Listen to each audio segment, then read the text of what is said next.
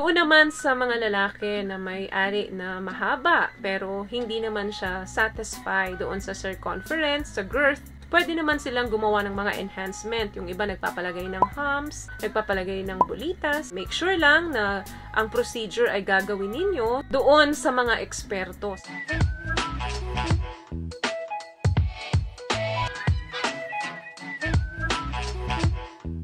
Hi guys! Welcome back to our channel. Kumusta po kayong lahat? Sana ay nasa mabuti po kayo. At sa mga iba po nakakakilala sa akin, my name is Cheryl Ting. At kung bago pa lang po kayo sa channel na to, pwede po bang makahingi ng isang favor to please consider to subscribe dito po sa ating channel. And also, huwag niyo na rin po sanang kalimutan i-click ang ating notification bell para in case may mga bago po tayong video na in-upload, ay mabigyan po kaagad kayo ng notification.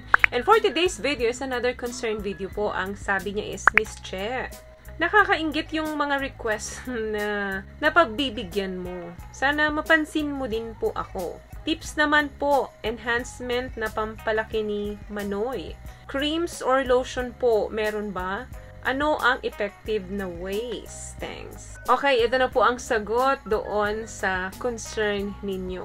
Alam nyo guys, sa pagkakaalam ko, there's no such thing na lotion or creams na pwedeng ilagay dyan sa ari ng lalaki para magkaroon ng permanent result na lumaki ang size nito, length man ito, or girth or circumference ng ari ng lalaki. Maaring may mga lumalabas po na mga produkto, advertisement sa merkado natin na nagsasabing pangpalaki. Once na pinahid mo yung produkto na yon, hindi po totoo yun. Akala mo lang siguro kapag pinahid mo, nagmumukhang malaki. Dahil posibleng pag pinahid mo yung produkto, mas nagiging visible yung size nung ari ng lalaki. Only surgery lang po sa inyong mga surgeon ang pwedeng magbigay ng extra haba ng junjun ng lalaki.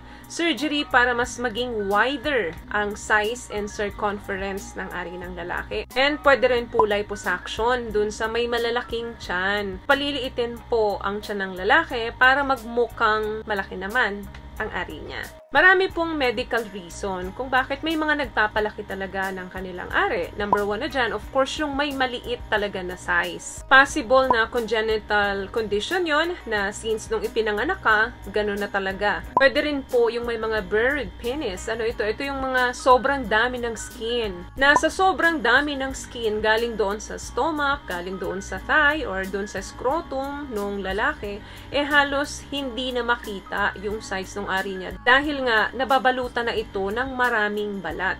Posibleng congenital din po ito or pwedeng mangyari ito sa isang lalaki habang nagkakaedad siya. Yung mga tao po na may ganitong condition, ito po talaga yung mga naghahanap ng kasagutan or solusyon para mapalaki ito at mas mag-function yung kanilang ari para mas magkaroon ng sexual intercourse na successful.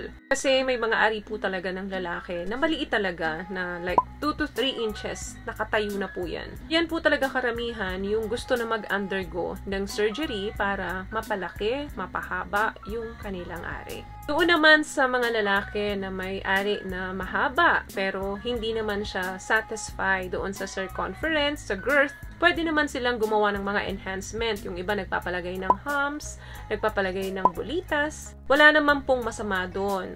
Make sure lang na ang procedure ay gagawin ninyo doon sa mga eksperto, sa mga doktor na gumagawa talaga ng mga ganitong surgery. Para meron po kayong babalikan in case na nagka-problema yung ginawang surgery sa inyo. Bukod doon sa pagpapalagay ng bulitas o mga humps na tinatawag nila, sa pagkakaalam ko, merong mga safe and effective na enhancement. Tulad po ng mga dermal fillers. Ito po yung pag-i-inject ng cosmetic fillers under the skin nung inyong ari. Sa pagkakaalam ko, mas safe po ito kesa sa iba.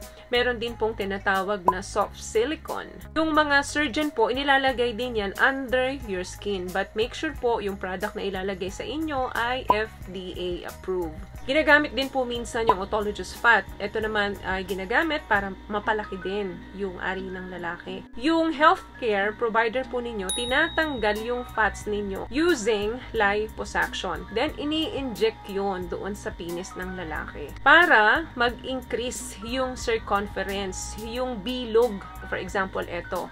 Yung dito, yan, mag-i-increase yan. Doon i-inject para madagdagan yun. So, yan po ay ilan lamang na proven and effective ways para madagdagan yung haba, madagdagan yung taba ng ari ng lalaki. Surgery lang po at gawa ng mga professionals. Better na kumonsulta po muna kayo sa inyong mga healthcare provider. Huwag po kayong magdo-do it yourself. Para na din po yan sa kaligtasan ninyo. At para maiwasan yung mga nagbabadyang infeksyon. So yun lamang guys ang video natin for today. I hope nakatulong po ang mga tips na napag-usapan natin dito ngayon. At kung nagustuhan niyo po ang ating video, please give it a thumbs up, comment down below, and also share this video na rin po sa mga kaibigan na sa tingin niyo matutulungan ng video natin. Once again, palagi po kayong mag-iingat at palagi po kayong manalangin. Thank you guys for watching and see you on my next one. Always love yourself and be a blessing. Bye!